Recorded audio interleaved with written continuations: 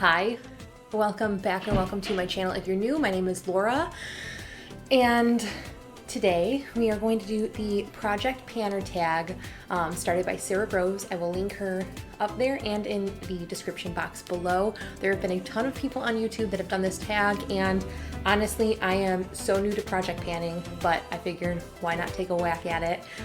So I have my phone list pulled up with all of her tag questions on here.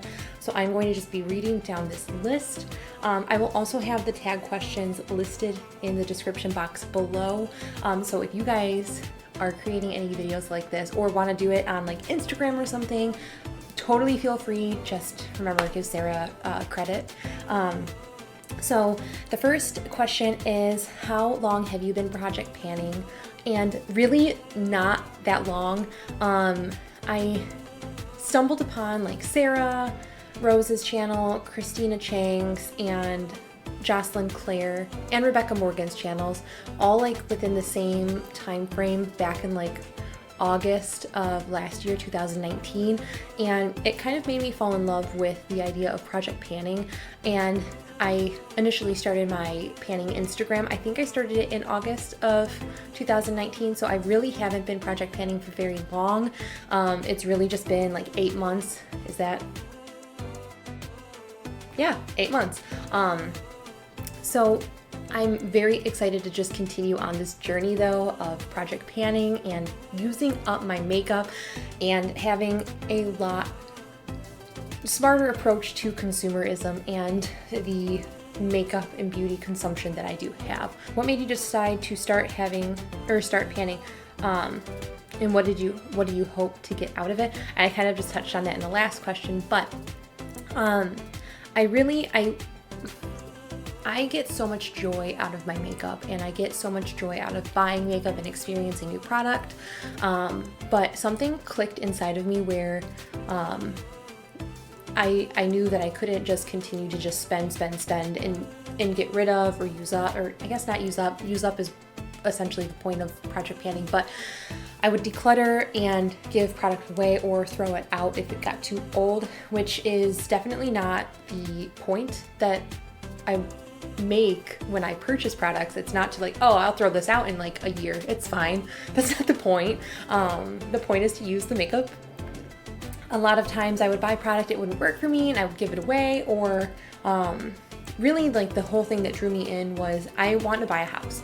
Josh and I live in a very, very nice apartment, but we want to get like a dog, we want to have a yard, we want to have a house, I want a garden. Like I want so much stuff that I can't just spend like thousands of dollars in makeup when I have thousands of dollars in makeup already. It just doesn't make sense. So I really want to use my collection. I want to have a more realistic approach, not necessarily stop buying beauty altogether. And I definitely I'm not going to be a minimalist with my makeup. I don't want that. But I do want to have a more realistic and mindful approach to my collection. So I really want to set goals for product categories and then get my numbers to those goals, and then really only fluctuate a little bit. If something really catches my eye, I really want to be able to use it and use it all the way fully, or understand like what I liked about it, what I didn't like about it.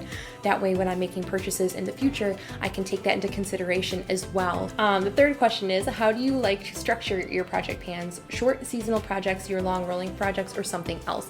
Honestly, I'm so new to this that I haven't really experienced much of either. The first project pan I did was a 3-month long project that focused on like pink products, and that was in my Instagram, and I hated it because I don't necessarily like pink eyeshadow and pink products a whole lot, but it was nice to kind of understand, again, preferences and everything, and what would make that project work for me and what wouldn't make that project work for me. So I know now that I won't want to do a specific color story project pan, which is nice. I really like the idea of a rolling project pan. I'm doing 20 favorites in 2020, which, I mean, I've had multiple videos go up now, but I think that if I were to redo that again, it would be a smaller amount of products with the goal still to meet 20 products used or goal met.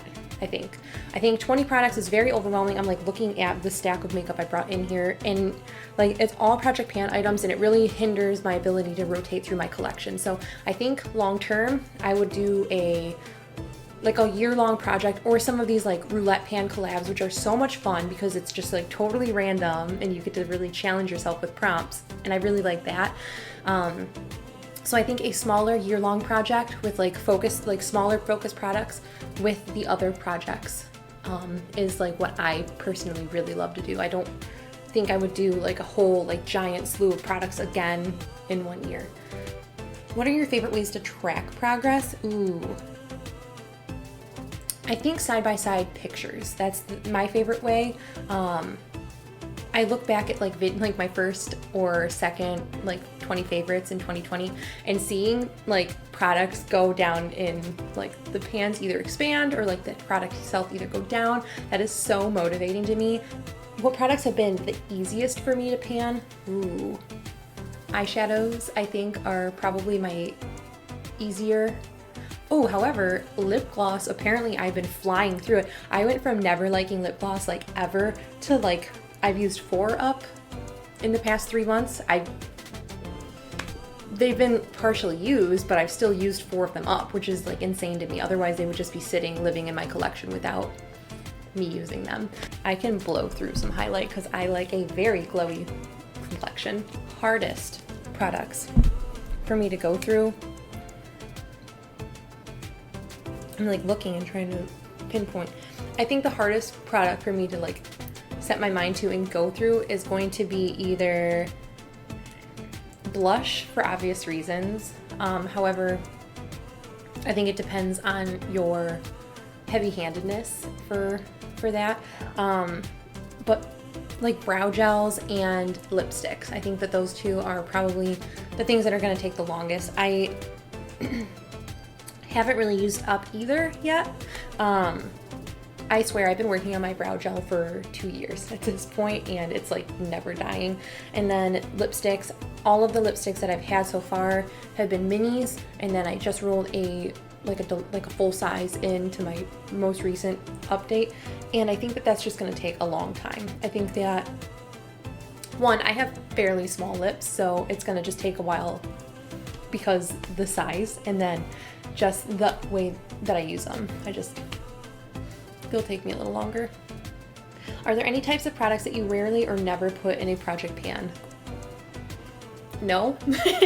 I guess since I'm so new to this, I'm kind of still experimenting and trying to figure out what things I would like to add, what things I wouldn't like to add. I guess the only thing that I haven't put in a project pan is eye primer, and that's really because I will use one to completion, or I try to use one to completion before moving on to the next one, which is weird because I have like 11 in my collection, which is absurd. So, or like brow gel, because I just really wouldn't. So those are like the only 2 products that I wouldn't, I guess would be that I would never put in a project pan, and mascara, because I mean you use it and then you chuck it out like that. Do you pan skincare or body care or strictly makeup? I put some lotions in my project pans just to use them up, because otherwise I just won't use them, or I'll use them halfway and then I stop because I don't want them to run out, like one that was in my empties video. But I don't really put skincare all too often in my project pans. I did it in my roulette pan when I did it on Instagram, and I used it, and I just have a hard time. I have very sensitive skin. I don't want to just like roll something in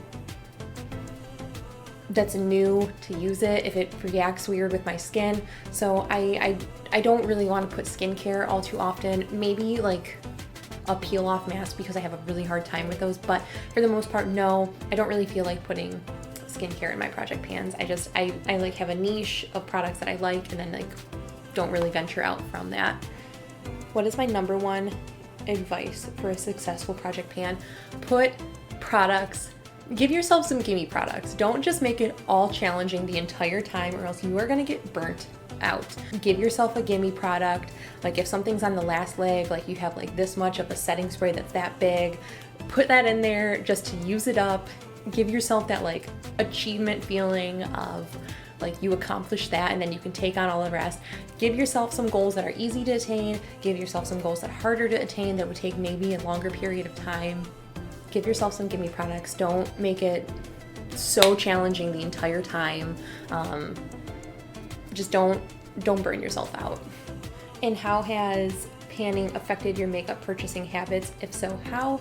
Honestly, it makes you realize how long some products take to use up. Like blushes take forever. So I mean, I have a ton of blushes right now, so it's hard for me to say I won't buy another blush, but it really does lead you into a more focused mindset and makes you think twice before just like frivolously spending money.